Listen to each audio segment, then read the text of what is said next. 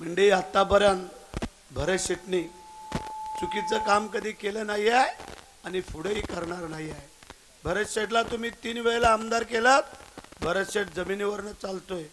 चौथ्या वेळा नुसता आमदार नाही, येताना मंत्री पदच घेऊन येणार आहे, तेही तुम्हाला सांगतो।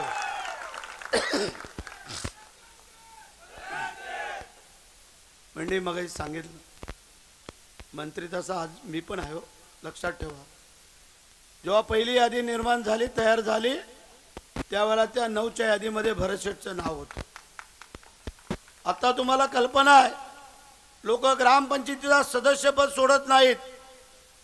तुमच्या या आमदाराने, तुमच्या या लाडक्या भावाने महाराष्ट्रामध्ये इतिहास घडवलेला आहे की मंत्री पदाला पण मी थांबलो आणि मी सांगितलं, जर माझे मुख्यमंत्री अडचणीत येत असतील कुठल्या आमदारामुळे तर बोलो साहेब मी थांबतो। आणि तुम्हाला सांगतो, या इतिहासामध्ये महाराष्ट्राच्या नोंद झालेली आहे की भरत शेटनी मंत्रीपद नाकारलं। म्हणजे मंत्र्यांपेक्षा माझा दर्जा मोठा आहे। तुम्ही मला निवडून दिलं, मला पक्षाने पक्षप्रतोद केला। तुम्ही मला निवडून दिलात, पक्षाने मला उपनेतेपद दिलं। तुम्ही मला निवडून दिलात, मला शासनाने संसद रत्नपटूचा पुरस्कार मिळाला। तुम्ही मला निवडून दिल्यामुळे महाराष्ट्रातलं सगळ्यात मोठं महामंडळ एसटी महामंडळ त्याचा अध्यक्ष मला केला। सांगावं तुम्हाला, कुठला गाव वाडी वस्ती मध्ये काम नाही असं एकाने कोणीही सांगावं। आत्ता घेतला 100 कोटीचा 90 कोटीचा MIDCचा रस्ता, हा मागच्या वेळेला केला, आता शंकर मंदिरापासून तो पूर्ण आम्ही करून देतो। म्हणजे माझी एकच विनंती आहे, कामाची तुम्हाला मी पुस्तिका द्याल। आज मी कामं सांगत गेलो तर मला इथं वेळ पुरणार नाही, टाइम संपून जाईल। त्यामुळे तुम्हाला प्रत्येकाला मी पुस्तक पाठवतो, ते पहा। आपल्या गावातलं, आपल्या वाडीतलं, आपल्या वस्तीतलं, आपल्या मतदारसंघातलं जर काम नसेल तर मग मला सांगा। म्हणजे आम्ही माझ्या आयुष्यामध्ये नेमकं काय केलं। आमदार बरेच झाले, मंत्री झाले, संत्री झाले, खासदार झाले। माझ्या आयुष्यामध्ये 2 चांगली मोठी कामं केली। जसं रोह्याच्या दहावीर महाराजांना सलामी दिली जाते पोलिसांची, त्या धर्तीवरती महाडच्या वीरेश्वराला सलामी देण्याचं काम त्या तुमच्या आमदारांनी पहिलं केलेलं आहे। दुसरी सलामी रायगडवरती जशी शिवाजी महाराजांना दिली जाते, तशी या महाराष्ट्रामध्ये 20 मार्चला डॉक्टर बाबासाहेब आंबेडकरांना सलामी मिळवून देणारा हा तुमचा आमदार आहे, लक्षात ठेवा।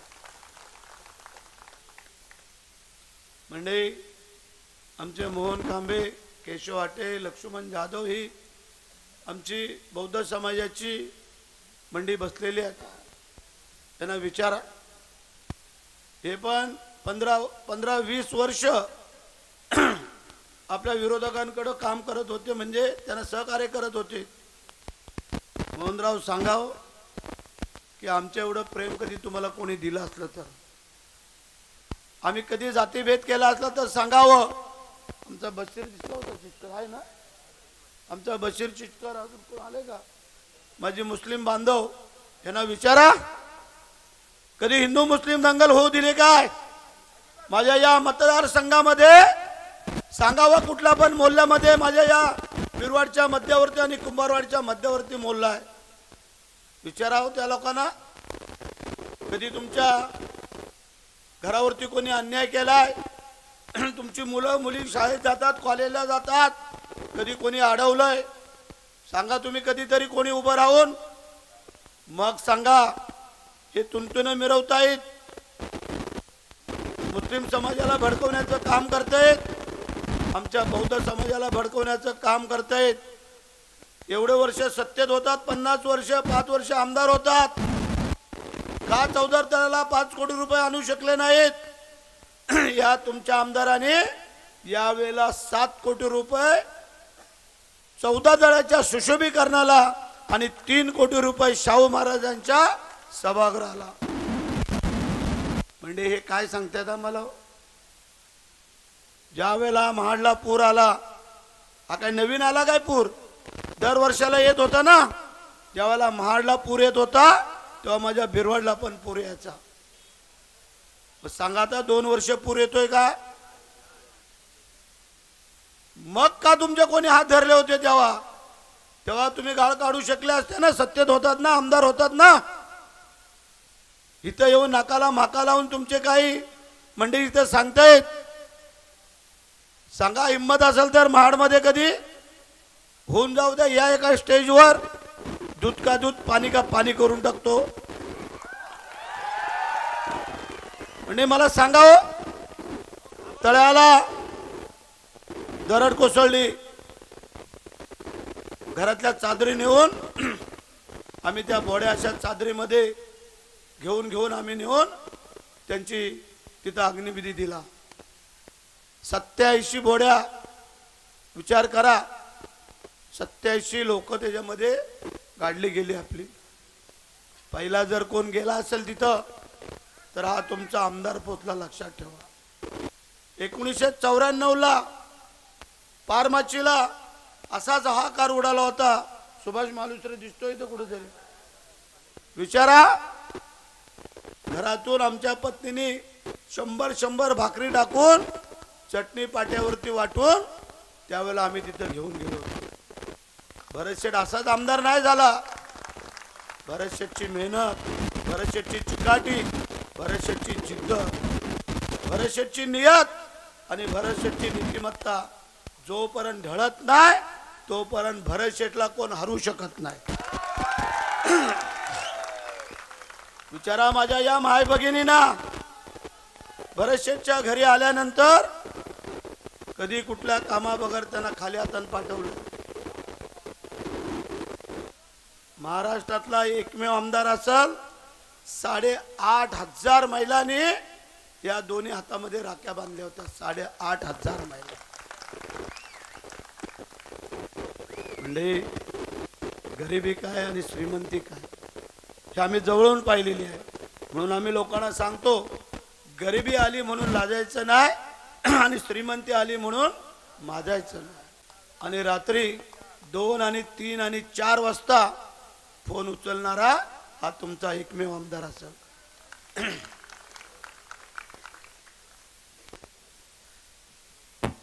वेळ लागलाय. रात्री 2 आणि 3 वाजता 1 वाजता आमदाराला फोन लावायला, पण भरत शेठला फोन लावू शकतात. मला सांगू इच्छितो, कोण लावतो फोन? एखादा अपघात झालेला असेल, त्याला ॲम्ब्युलन्स पाहिजे, त्याला डॉक्टरकडे न्यायचं आहे. एखादी आमची डिलिव्हरीची महिला असेल, डॉक्टरचे दरवाजे ठोकून नाही उठले का मग भरत शेठला फोन. आमचे फोन बघितले का डॉक्टर लगेच उचलतात. शेठ काय एवढ्या रात्री फोन लावला? तुमचा दरवाजा तोडायला आणला आमच्या त्या बाईने, जरा दरवाजा उघडा. काय आणि तुम्हाला सांगतो, हा शब्द देतो, त्या बाजारपेठेच्या या रस्त्यावरती येत्या 2 वर्षामध्ये महाडमध्ये 2 मोठी चांगली हॉस्पिटल मंजूर झालेली आहेत. एकाची वर्क ऑर्डर झाले, दुसऱ्याची वर्क ऑर्डर करतो आम्ही. एक 100 खाटांचं ट्रामा केअर सेंटर अद्यावत हे महाडला तिथं जिथं आता जुनं हॉस्पिटल तिथं करतोय. आणि एक प्रवीण भाऊने आम्ही एक 200 खाटांचं हॉस्पिटल केंबुर्लेच्या डोंगरावरती सुपर स्पेशालिटी, की माझ्या कुठल्याही मोठ्या आजाराला मुंबई, ठाणे, पुणे, पनवेल इथे जाता कामा नये अशा प्रकारची सुविधा करतो. मंडळी, तरुण वर्ग मोठा जमा झालेला आहे. या तरुण वर्गासाठी ज्या नोकऱ्यांची समस्या भेडसावते, मग सांगितलं, वस्तुस्थिती आहे 1000 मुलांना आतापर्यंत पण परमनंट करायचं काम त्या तुमच्या आमदारांनी दिलंय. आणि तुम्हाला सांगतो, त्याचं पण एक पुस्तिका मी तयार करतो की जी पोरांना मी परमनंट केले त्याची. आणि आत्ता पण सांगतो, आता 7 कंपन्यामध्ये जवळजवळ 250 मुलांना या 8-10 दिवसामध्ये मी परमनंट करणार आहे. तोही आज मी शब्द देतो तुम्हाला. म्हणजे याने आम्हाला सांगायचं यांनी काय केलंय. बांबुडे पाटील शिवचरित्रकार असल्यामुळे आम्ही तुमचा आदर करतोय. मी वेडेवाकडं काय बोलणार नाही. आम्हाला ते बोलता पण येत नाही आहे. कारण ज्याच्या तोंडात साखर असेल, डोक्यावर बर्फ असेल, त्याला कधी कुठं मरण नाही. लक्षात ठेवा, लक्षात ठेवा. दादागिऱ्या आम्ही पण केल्या, पण त्या योग्य वेळेला. आम्ही सारख्या दादागिऱ्या करत नाही आहे. आम्ही होऊन कोणाला पाय लावत नाही. चुकून लागला तर आम्ही नमस्कार करतो. आम्हाला कोणी लावायचा प्रयत्न करू नका, नाहीतर मग ह्याचं नाव भरत शेठ आहे, एवढं लक्षात ठेवा. म्हणजे विकास कामं केलीत. माझ्या एवढ्या मोठ्या संख्येने प्रत्येक सभेला माझ्या लाडक्या बहिणी हजर असतात. ही किमया आपल्या सरकारने, आपले उपमुख्यमंत्री, आपल्या दोन्ही उपमुख्यमंत्री उपमुख्यमंत्री केले आणि त्याच्यात आम्ही केले. काय केलं हो? पहिलं सरकार आल्यानंतर, मुख्यमंत्री झाल्यानंतर पहिली योजना आणली. एसटी मध्ये अर्ध तिकीट मिळते का? अर्ध तिकीट.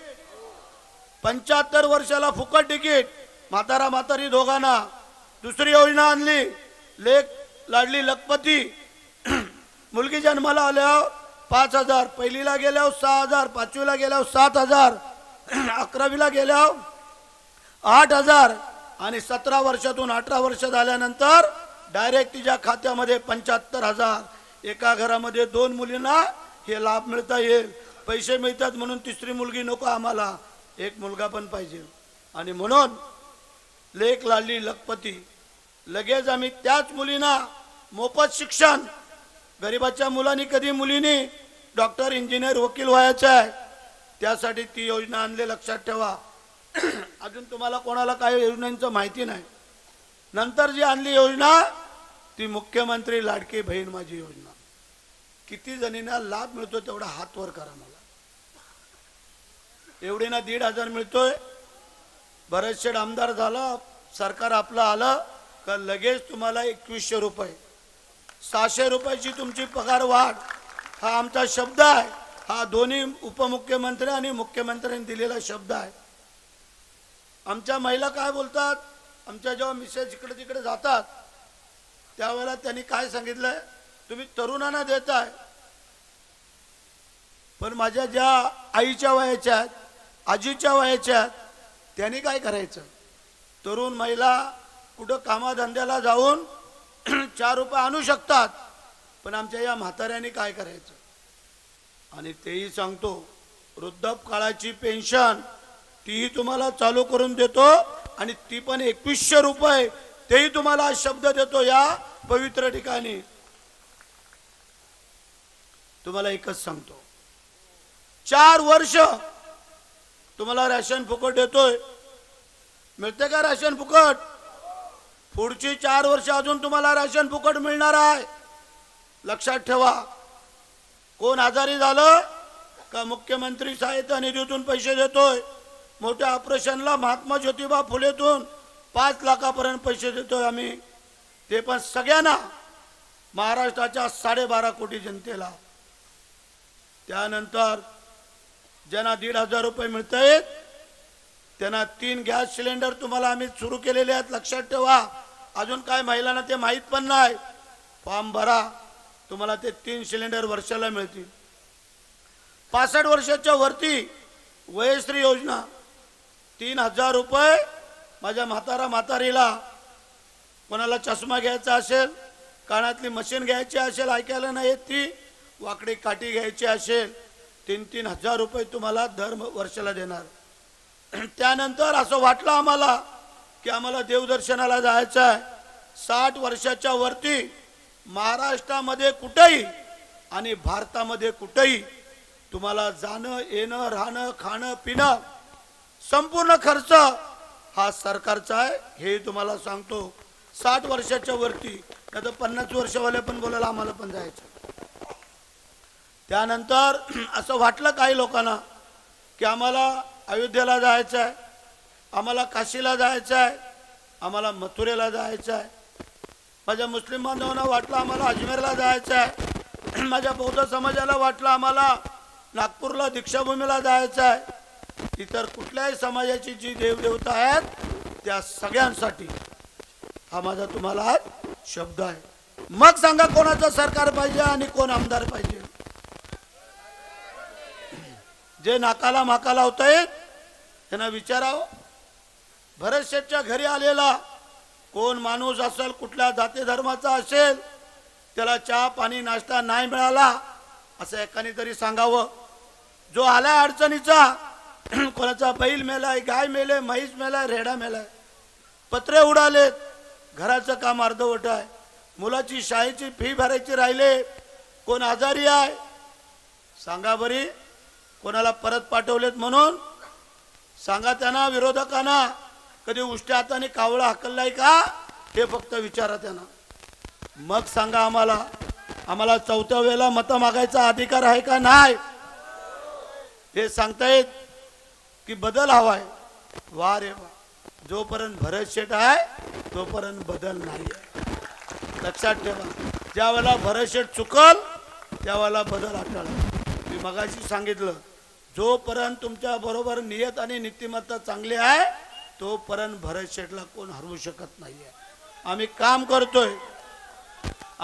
करतोय त्याचा मोबदला मागतोय. काय 5 वर्षातून एकदा फक्त तुमचा आशीर्वाद द्यायचा आहे. 5 वर्ष आम्ही तुमची सेवेकरी म्हणून काम करणार आहे. सेवेकरी. आमदारकीचा तोरा नाही मिरवणार, मी सेवेकरी म्हणून काम करणार आहे. 22-23च्या नंतर मंडळी बराच वेळ झालेला आहे. माझ्या माता भगिनींना घरी जेवण पण बनवायला जायचं आहे. पण आज जो तुम्ही त्याग करता माझ्यासाठी त्याची परतफेड सव्याजाने परत केल्याशिवाय हा भाऊराया गप्प बसणार नाही, तेही सांगतो तुम्हाला. कुठलाही प्रसंग असू द्या आणि कुठेही असू द्या, या महाराष्ट्रामध्ये कुठल्याही कानाकोपऱ्यामध्ये असू द्या, मग तुम्हाला सांगा आज एसटी मध्ये मला जे काय अध्यक्षपद दिलंय, ज्या लालपरीच्या गाड्या जुन्या झालेल्या आहेत त्या आम्ही बदलतोय. 5150 इलेक्ट्रिकच्या वरती चालणाऱ्या बस आम्ही खरेदी केलेल्या आहेत. 2500 डिझेलवर चालणाऱ्या नवीन बस घेतोय. 1300 पिंक कलरच्या बस घेतोय. संपूर्ण एसटीचा चेहरा मोहरा बदलून टाकतो आणि माझ्या माता भगिनींना एसटीत बसल्यानंतर समाधान वाटायला पाहिजे अशा प्रकारचं नियोजनबद्ध काम आम्ही हातामध्ये घेतलंय. हे शेवटचा आता 1 महिना झाला माझ्या हातात हा कारभार आला. हा जर आणखीन 3 महिने आला असता ना लय भारी काम केलं असतं लय. त्याचं कारण ही एसटी माझ्या गोरगरिबांची आहे, मध्यम वर्गांची आहे. त्यांनी कधी एसीच्या गाडीमध्ये बसावं, त्यांनी कधी चांगल्या एसटी मधनं जावं, त्यांनी कधी अडचणीमध्ये सामोरं जावं, यासाठी हा तुमचा आमदार आता तयार झालेला आहे. काळजी करू नका. एसटी मध्ये महिलांसाठी 4 सीट राखीव असाव्यात अशी मागणी केलेली आहे. ते पण करतो, ते माझ्या हातामध्ये आहे. काळजी करायचं कारण नाही आहे. महिलांचा आदर सन्मान हा ज्या प्रकारे शिवाजी महाराजांनी सर्व जाती धर्माच्या 18 बलिदारांना घेऊन केला, त्याप्रमाणे या महाडच्या या मातीमध्ये आम्ही शिवाजी महाराजांचे मावळे आहोत.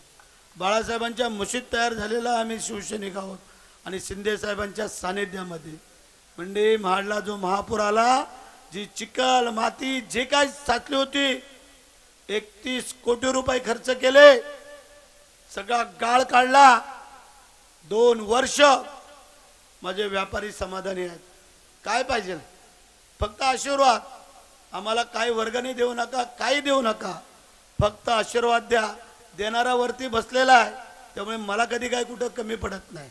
आता पण निवडणुकीला सगळं आपोआप सगळं चाललेलं आहे. हाय काय तुम्हाला काय अडचणी नाही ना, येणार पण नाही. जोपर्यंत वरच्याचा आशीर्वाद आहे तोपर्यंत भरत शेठला काळजी करायचं कारण नाही आहे.